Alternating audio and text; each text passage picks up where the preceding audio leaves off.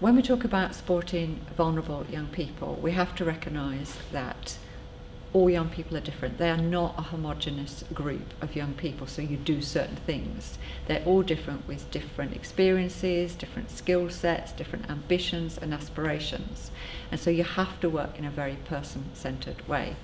Your accommodation has to be affordable, it has to be decent, it has to be safe, and I think it has to provide an underpinning offer that enables young people to study or work or do an apprenticeship, whatever. So the support and the accommodation has to be bespoke to those individual young people. And I would say focused on young people rather than mixing young people, particularly the younger end, with older people with vulnerabilities and complex needs. I think we need to look at a proper youth housing offer and appropriate support. We need to understand that early intervention makes a huge difference. Supporting people in accommodation is far better than just leaving them in a home alone. Well, the first thing that we all need to recognize is that young vulnerable people have a range of needs in addition to actually not having a home. So therefore, what I would do is I would try to encourage and spread the best practice that's already available. For example, the Pathways approach that's been developed by St. Basil's. That actually takes a holistic approach to supporting young people. And so they're able to retain their homes. And that kind of approach needs to be taken everywhere in the country. The most important thing to sustain a tenancy is that people know what their obligations are and what their rights are, and that living with people they get on with.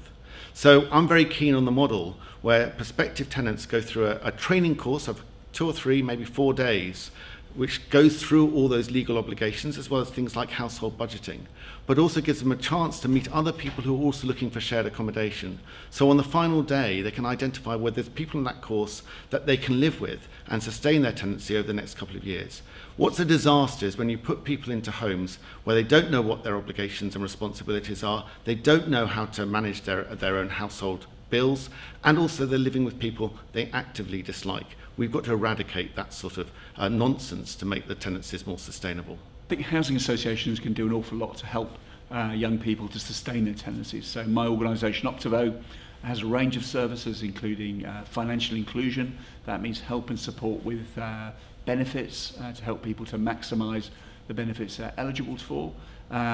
We also provide support with jobs and training, helping people access training programs or getting into work, and each year we help around 1,000 people access jobs and training. And often it's just that first step that's so important. Help with CV writing, maybe helping somebody to get to an interview, a bit of interview practice. These things can make a huge difference to help people on their first step into that job market.